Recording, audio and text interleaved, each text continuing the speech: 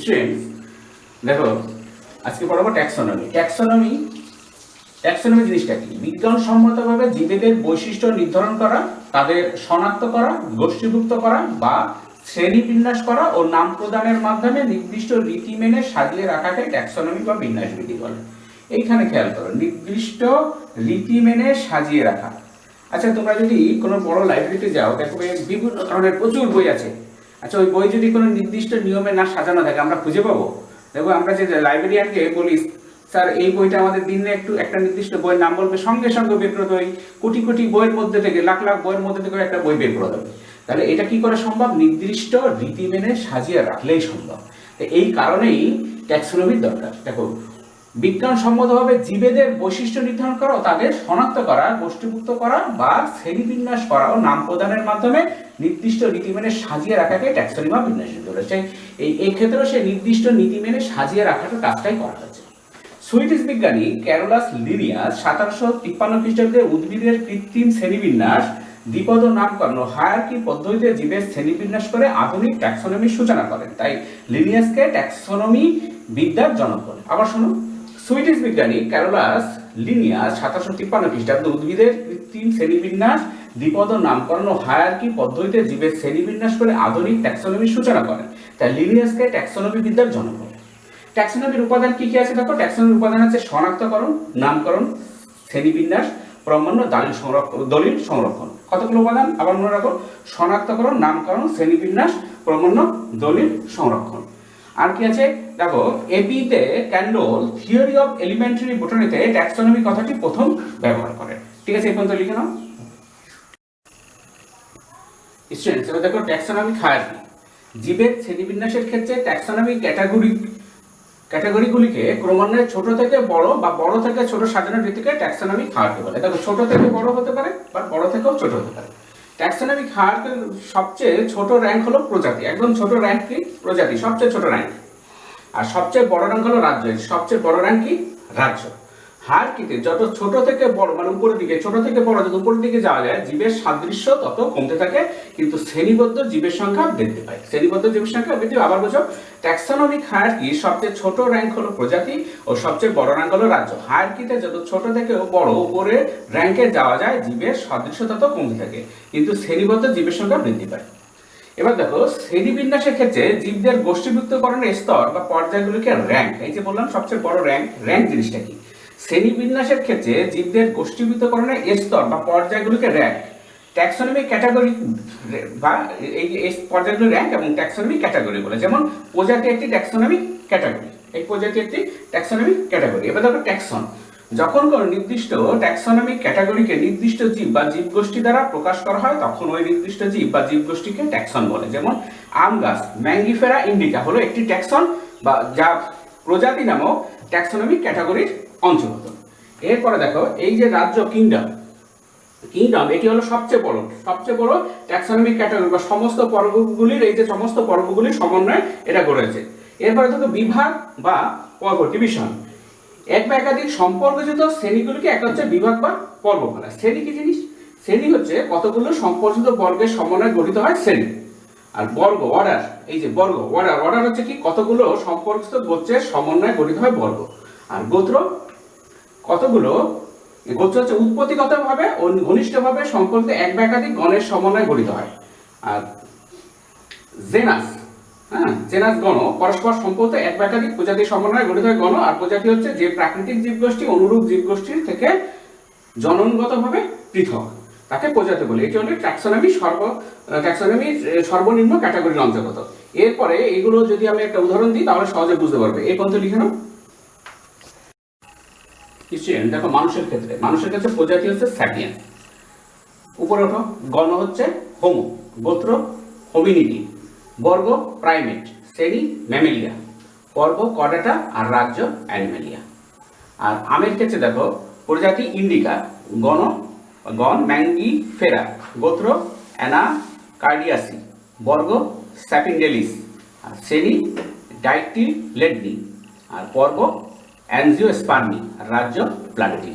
ঠিক আছে, এরপর আমরা বইটা পড়বো যাতে তোমরা সহজে বুঝতে পারো। এই পর্যন্ত লিখে নাও স্টুডেন্টস। আমরা এখন যেটা বোর্ডে করলাম, এবার সেটা একটু বইটা পড়ার দরকার, বইটা না পড়লে হবে না, ঠিক আছে? বইটা এবার রিডিং করবো, তোমরা কিন্তু শুনবে মন দিয়ে। দেখো, জীবনের নানা বৈচিত্র্যের শ্রেণীবিন্যাস, ট্যাক্সোনমি। আকার, আকৃতি, স্বভাব বৈচিত্র্যে এই পৃথিবীতে অসংখ্য রকমের জীব ছড়িয়ে আছে। অসংখ্য লিমিট নেই, অসংখ্য রকমের। তাদের অনেকের সঙ্গে অনেকের মিল থাকে, আবার অনেকের সঙ্গে মিল থেকে পার্থক্যই বেশি থাকে। এই সমস্ত মিল পার্থক্য নির্দিষ্ট করে জীবের শ্রেণী বিভাগ করা, তাদের নামে চেনা আর কি, নাম দেওয়া, এটি হলো ট্যাক্সোনমি। বহু প্রাচীনকাল থেকে পৃথিবীতে ট্যাক্সোনমি চর্চা শুরু হয়েছে।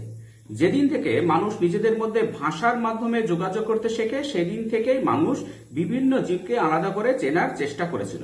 নিজেদের মধ্যে যখন কথাবার্তা বলা শুরু করলো আর কি, তখনই আলাদাভাবে করার চেষ্টা করেছিল। প্রায় 1500 খ্রিস্টপূর্বাব্দে ইজিপ্টের দেওয়াল চিত্রে বিষাক্ত সাপ, ভেষজ উদ্ভিদদের হদিশ পাওয়া যায়। মানে কোনটা বিষাক্ত, কোনটা উদ্ভিদ কি, এগুলো আলাদা করার চেষ্টা মানুষ কিন্তু করেছিল সে প্রাচীনকাল থেকেই। ইউরোপে আধুনিক ট্যাক্সোনমির বিকাশ, development of modern taxonomy in Europe, Linnaeus পূর্ব সময়কাল। এক হচ্ছে গ্রিক বিজ্ঞানী অ্যারিস্টটল সর্বপ্রথম সমস্ত জীবের শ্রেণী বিভাগ করার চেষ্টা করেন। প্রথম কি অ্যারিস্টটল প্রথম সৃষ্টি, তিনি কি করেন, তিনি দুটো ভাগে ভাগ করেন, একদম সহজ, যেহেতু সেই সময়কার, এখনকার কথা তো ভাবলে হবে না, তখনকার সময় ভাবতে হবে।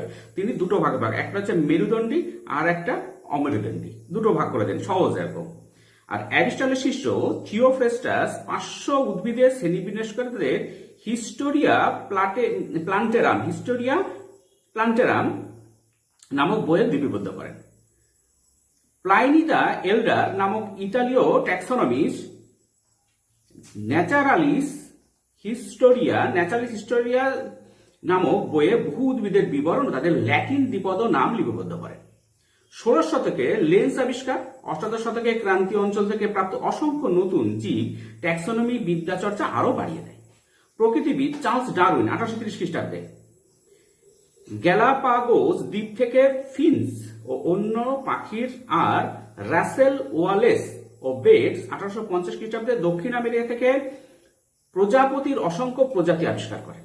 এই সময়কালে শ্রেণীবিন্যাসের গুরুত্বপূর্ণ কাজ করেন ইতালীয় সিসালপিনো ডি প্লান্টিস, সুইস বাউহিন ভ্রাতৃদ্বয় পিনাক্স, ইংরেজ প্রকৃতিবিদ জন রে, মেথডাস প্লান্টেরাম নোভা, এগুলো সব বইয়ের নাম আর কি। লিনিয়াস এর সময়কাল হচ্ছে এরপরে লিনিয়াসের সময়কাল দেখো। এরপর সুইডিশ উদ্ভিদবিদ ক্যারোলাস লিনিয়াস 1707 থেকে 1778 খ্রিস্টাব্দ। সিস্টেমা ন্যাচুরি 1735 খ্রিস্টাব্দে লেখা আছে। সিস্টেমা ন্যাচুরি দশম সংস্করণ 1758 এবং স্পিসেস প্লান্টেরাম 1753 প্রভৃতি বইয়ে আধুনিক ট্যাক্সোনমি চর্চার প্রায় বিপ্লব এনে দিলেন। তিনি সর্বপ্রথম প্রাণী ও উদ্ভিদের দ্বিপদ নামকরণ প্রচলন করেন। ফলে নামকরণের ক্ষেত্রে আগেকার এলোমেলো পদ্ধতি একটা নির্দিষ্ট বৈজ্ঞানিক ভিত্তি পায়। তিনি প্রথম বিজ্ঞানসম্মতভাবে প্রাণী ও উদ্ভিদের শ্রেণীবিন্যাস করেন। তার আগে তো যে বলেছি, তুমি যদি একটা লাইব্রেরিতে যাও, প্রচুর বই আছে, সেখানে তুমি একটা নির্দিষ্ট বই কি করে পাবে? তোমার একটা শ্রেণীবদ্ধ, একটা সাজানো, সহজেই তাহলে পাওয়া যাবে, ঠিক আছে? এবার দেখো ট্যাক্সোনমি এবং ট্যাক্সোনমিক হায়ারার্কি। ট্যাক্সোনমি কি জিনিস? জীববিদ্যার যে শাখায় জীবের শনাক্তকরণ, নামকরণ, শ্রেণীবিন্যাসের নিয়ম বিজ্ঞানসম্মত আলোচিত হয় তাকে ট্যাক্সোনমি। তোমাদের এটা মুখস্থ করতে হবে। জীববিদ্যার যে শাখায় জীবের শনাক্তকরণ, নামকরণ, শ্রেণীবিন্যাসের নিয়ম বিজ্ঞানসম্মতভাবে আলোচিত হয় তাকে ট্যাক্সোনমি বলে। ট্যাক্সোনমির মূল উপাদান হচ্ছে শনাক্তকরণ, আইডেন্টিফিকেশন তো আগে করতে হবে, তারপরে অন্য কিছু। বৈজ্ঞানিক উপায়ে বিশেষ কতগুলি বৈশিষ্ট্যের উপর ভিত্তি করে কোনো জীবকে অন্য জীব থেকে আলাদা করে চিনে নেওয়ার পদ্ধতিকে শনাক্তকরণ বলে। এবার দেখো নামকরণ, নোমেনক্লেচার।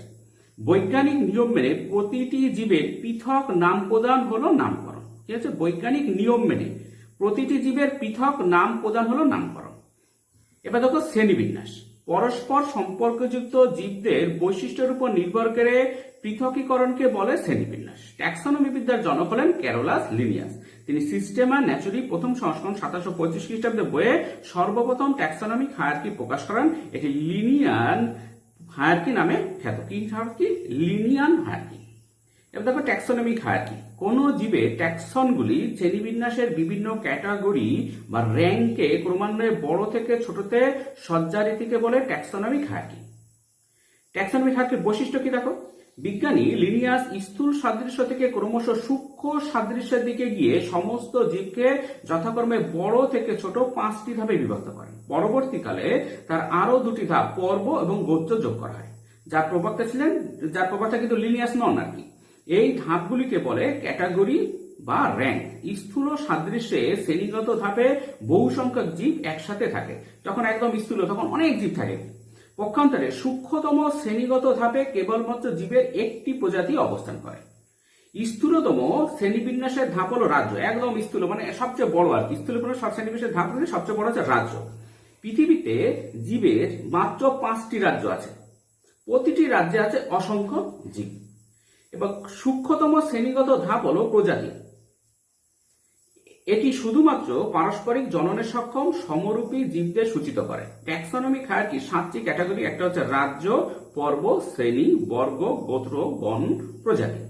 ট্যাক্সোনমিক হায়ারার্কির সবচেয়ে ছোট র্যাঙ্ক হলো প্রজাতি ও সবচেয়ে বড় র্যাঙ্ক হলো রাজ্য। তাই হায়ারার্কিতে যত ছোট থেকে বড় উপরের র্যাঙ্কে যাওয়া যায় জীবের সাদৃশ্য তত কমতে থাকে, কিন্তু শ্রেণীবদ্ধ জীবের সংখ্যা বৃদ্ধি পায়। এবার দেখো ট্যাক্সোনমিক এগুলো উদাহরণ সহকারে একটু বুঝে যায়। প্রথমে হচ্ছে রাজ্য। দেখো রাজ্য কি জিনিস? পরস্পর সাদৃশ্য সম্পর্কযুক্ত কয়েকটি পর্ব বা বিভাগ নিয়ে গঠিত জীবগোষ্ঠী হলো রাজ্য বা জগৎ, কিংডম। যেমন আম গাছ, প্লান্টি, মানুষ, অ্যানিমালিয়া। রাজ্য প্লান্টি হলো সবচেয়ে বড় হায়ারার্কি ধাপ। এটি একটি আম গাছ ও অন্যান্য উদ্ভিদকে ধারণ করে।